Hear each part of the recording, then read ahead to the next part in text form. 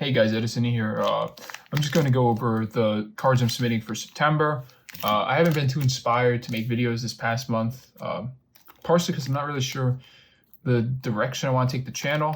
This was really meant to be just an unboxing channel, just me showing off like cards that I got back or cards that I'm grading. But it seems like it's going to start to evolve to something else, and kind of the direction I'm going to go over here is going to take more inspiration, and I'm afraid that I'm not going to be able to live up to those expectations. Regardless, I do still want to continue my series of just going over my monthly bulk submissions, the CGC. This was around 330 cards I'm sending in. And you could see that I'm doing this style again, where I think I was doing 25 card team bags. So yeah, 25 cards in each team bag. So when I input them in on the CGC website, I do every 25 cards, put them in a team bag market, and then do the next 25 cards and just team bag those. So yeah, these are cards that you've seen in recent mail videos. A lot of this stuff, especially like the higher end stuff like these Celebies, you can maybe justify grading at a standard tier. But the big reason that I'm sending them in bulk is I kind of paid a lot for them. I paid right around fair market.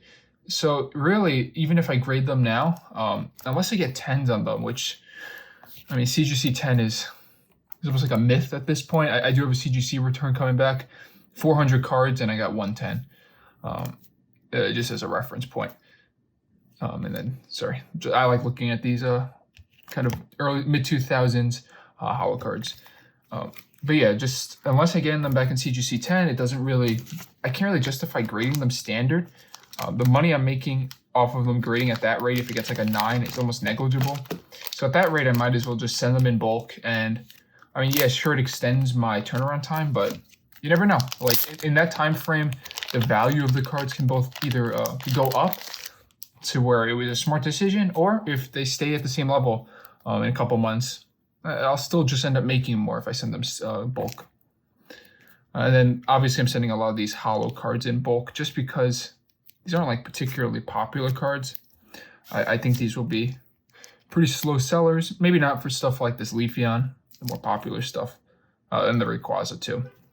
But I mean, this is, you're gonna see like a big change in what I'm submitting bulk. Oh my god, these are all stuck together. I think it's I think the humidity makes these cards stick together. And I guess, oh my god, this is awful. Holy cow. All right, I guess I gotta do this way then. Gotta peel them off. Just nice holos. Yeah, this stuff you've all seen in recent mail videos, and I purchased a lot more holos. I think since I got these in, I've purchased like 800 more holos from this era. Maybe not 800, maybe closer to 700, which is still a lot of cards, like 700 cards. But you have to realize like the cost basis of these holo cards is so low. I think I averaged around less than $5 a card, maybe right around $4 a holo rare. And to me, $4 a holo rare for these types of cards is just crazy. It's so crazy. Like this stuff is just going to get harder and harder to pull. And I guess it goes into like what my goal is. I guess I can speak on that. My goal is to definitely be doing this more long term than anything. And I think in the short term, a lot of people are gravitating towards modern cards. And I guess this stuff, to some people, they consider this more modern than WotC, right? But this is no means modern. Like this is all stuff that is approaching 15 years old. And at like the very minimum, it's like 12 years old for a lot of this stuff. I think the oldest sets here are from like 2009. Or maybe I think 2010. So yeah, right around 12. I'm coming up on 12 years old. But this stuff is so cool, and it's very underappreciated at the moment. Kind of lost my train of thought there. But yeah, just holos on holos on holos. I've picked up so many of this Mew. This artwork is fantastic. And this is another card where it's like that Celebi, where you can almost justify grading this card standard because it is a pretty valuable card if it gets a high grade. But the big issue is not all the copies I got were high grade. And I don't want to have to go through and then decide which ones I think have the best shot at getting a 9.5 to a 10. I'm just gonna, it's a lot easier on my conscience to just submit them all to through bulk. When I get them back, I get them back. Yeah, as I was originally saying, my goal is just to have inventory for the long term. So this is part of it is I want to be submitting a diverse amount because I think I eventually do want to transition to just opening up a Shopify store. I have a friend that runs a Shopify store, and I mean, he's found a lot of success through them, through that platform. But part of it is I think a Shopify store really allows you to build your own brand a lot better. Because at the end of the day, I think if you tell people you sell collectibles of any kind, if you sell anything, they'll assume that you probably either have like a physical location or a website. And I don't think saying you have an eBay store is on the same level of saying you have your own domain that people can go to. And I think that would be definitely my end goal, is to establish my own domain. And maybe even, 5 years from now when I'm a little bit more stabilized, I'll have actual, full-fledged, full-time job. I think I would want to use that, leverage the fact that I have this store to maybe get a distributor license, go that route. More cards. Really like this Coral Groundon, Secret Retro Chameleon. But yeah, that's definitely the end goal for me. I think I would want to launch a website by the end of the year. I have some ideas that I've been working around. I've been trying to design art for a website. But the thing that's like kind of holding me back is inventory. And I think this is like just all in my head, that you need a massive inventory to launch a website. I think I could probably launch it at the level that I am right now. Because it's still fairly cheap to maintain, so you probably only need to sell 1 or 2 cards a month through the website to actually justify having it. But yeah, the biggest thing to me is, I don't have enough inventory to really justify opening up a Shopify store. But it's still something that I'm going to think about more, and it's definitely the route I want to go, because I really think it would help with branding. I do like the Isle Collectibles name. It's kind of become synonymous with me, and I've had great success on eBay, and this is like a secondary part about why it's super cool to have a Shopify store attached. Is there's a lot of the friend that I mentioned that has a store does this, and a big store that's similar is My Comic Shop. They list everything on eBay. They cross-list it on eBay and on their own website. And if you go on their own website, you end up getting like 10% off of their eBay price because they don't have to pay eBay fees. So you actually encourage more people to shop with you by having your own site set up. And like obviously offering that discount incentive that sometimes if you have something for a decent deal, or if there's something you really want, and you see it on eBay, you might end up holding out thinking like maybe you can get a better deal. But if you know you can just visit that brand store and just get 10% off instantly, it's amazing. And the stores end up making more money because they don't have to pay the 13% of eBay fees. And like the customer's happy you're getting an immediate discount. Just cool cards. Some of this stuff is a little bit more questionable. Maybe these Totodiles. This pile has a bunch of these movie promos. We'll see. I love this Jumpluff. I'm probably not going to get this. Just Jumpluff would be really good for like a Christmas time card. But I'm guessing I'm not going to get these back until... Let's see. I got my February order shipped back to me today. That was from February 24th. And now it's like almost towards the end of... Well, like we'll just say mid-September. It's almost 7 months to get that order back. So if we're projecting 7 months out for this order, I'm probably not going to see these cards back until March of next year. And even then, I could see it. It's tough. There's two schools of thought. It's that CGC is still getting a lot of business because people just can't submit to PSA or BGS. And the other school of thought is that grading, because CGC raised their prices so much, for a lot of people, it's not justifiable. Like you can't justify grading stuff right now. It's too expensive. And you can just wait.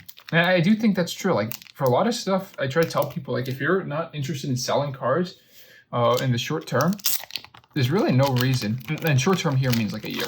If you're not interested in selling these cards short term, there's really no reason to send them off to be graded. You might as well just keep them raw. And there's plenty of ways to display raw cards, card savers, top loaders. One of my favorite arts is this Gallade. Yeah, I think it's one of those weird things where I'm not sure if more people are just decide not to submit recently because there's just too many people submitting and it's too expensive, or if people are just going to keep submitting because they want to keep grading. Like it's so tough. Like I don't know how much of a drop off we're actually going to see. This is one of my favorite of these like tropical mega battle card. No, this is tropical tidal wave. This is a really cool line from the LP set. This is the last, I think, Tropical Tidal Wave they did, but it's just so cool. Pikachu riding the surfboard.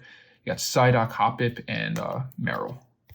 We have Champions Festival. These Marnies, I do actually think, if we're going to talk about like long-term things, I think this card's really good. It's like $3 now a piece. I think it's probably going to get cheaper because I think they're reprinting them.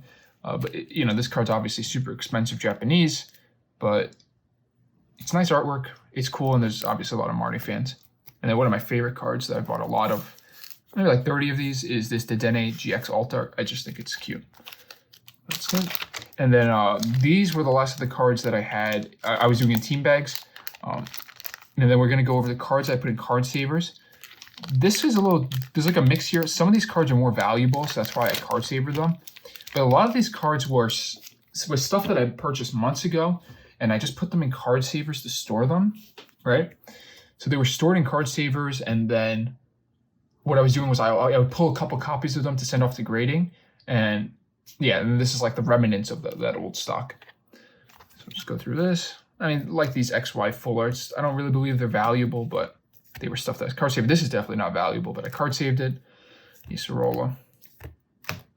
And so I guess part of my goals for the rest of the year in terms of collecting are definitely to buy more comic books. I've had so much fun. It's kind of reinvigorated me there to buy comics. That stuff's just nice to hunt down. Then the other thing is definitely to get the store set up. That would probably be my goal for December. And I think the way I see it is it kind of legitimizes what I do. A lot of people ask me, "Oh, Edison, friends in a friendly manner. They ask me like what I've been up to or how selling has been." And I don't think people kind of realize the scope that or the numbers that I've been putting up for the past couple months. Now, I mean, really, this past summer has been amazing for me, and the amount of stuff that I've bought, I really just think I pretty much haven't really made any money this past year. Every single dollar that I make, this is a cool one, 1090 HP Crystal Kabutops. It's super damaged. I think I picked this up for $30 on Facebook. But I have a collection of cards that are super damaged, like been played with. This is going to go in that. And this is one of my favorites, Noivern V Alt Art. And I love this one because this gives me like crazy Batman vibes. Him just coming down from the sky. It's a great card. This is my goal my grail for this. What I would love is if I got to go to a signing event with Arita. This is illustrated by Arita, I should mention. And if he could do a Batman sketch and auto on this, that would be like a holy grail for me. I would never sell that. A Sylveon GXs. They have really nice black and white full art, by the way. This is just really cool.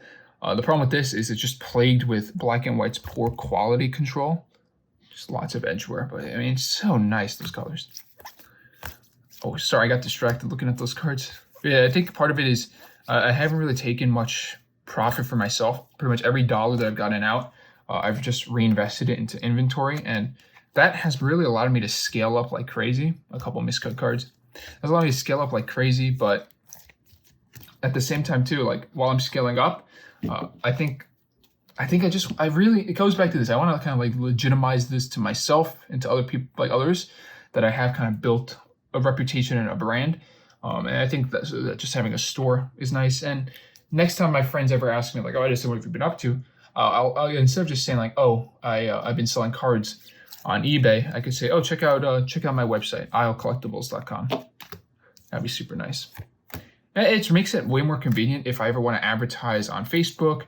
I could just run ads linking to Isle Collectibles. If I ever go on, a lot of people post like their restocks and stuff on Instagram stories to their stores, or a lot of people do for their eBays. They say check out my eBay, but instead I think it'd be so much nicer if I can say check out my store, my website. Here are some Korokoro. These are glossy. I believe these are from. I think this is 99, but this is a pretty rare card. The Jigglypuff and Pikachu Glossy Korokoro.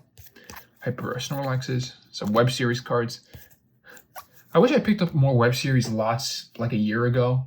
This stuff was so underrated, like $5 a card. And you can sell pretty much any single, I would say, from the set for around $40 graded. Just a really good return. A couple cool EXs. Some more full arts. They're really beautiful art. But yeah, I guess I'll keep the channel. Like the channel, I think will then turn into that. I do want to do more of my thoughts and stuff. Like a video that I've been thinking about doing was like what I don't. The title might sound bad, but you know, is a PSA 10 actually a good card? And the reason like I want to kind of discuss that and have examples is I obviously browse a lot of graded cards. I browse a lot of Pokemon for sale, and I see a lot of graded cards come up. And a lot of the times I see a PSA 10 that I really don't think is a 10. It either has edge wear, corner wear, it's really off center.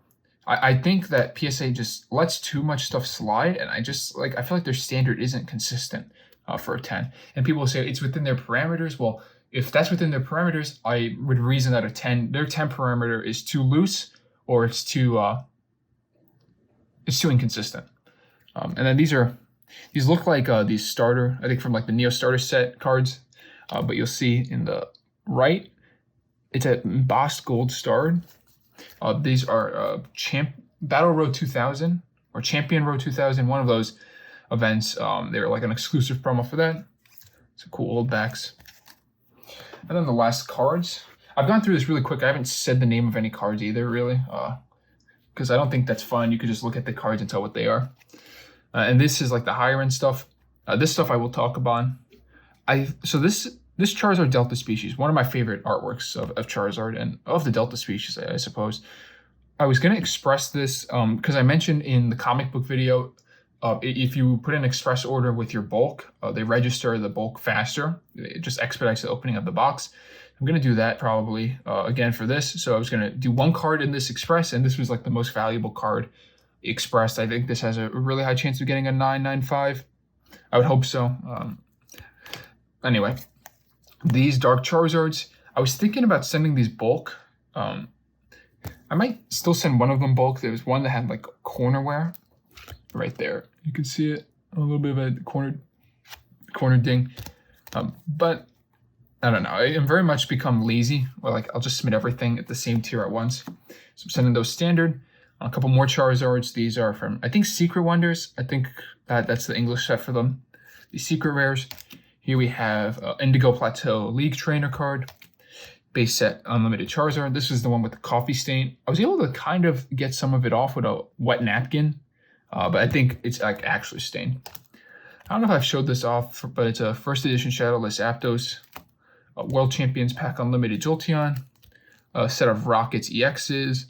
And then a really nice Gengar. The Japanese set, I think it's Town with No Map. I believe that's the set name, but it's Skyridge in English. This one has a little bit of edge wear. I think it has a shot at a 9. I think this is like a pretty easy 9. I don't think this is a PSA 10, just because I think there is edge wear. But as I mentioned, and stuff I want to talk on the channel, I don't think a lot of PSA 10s are 10s.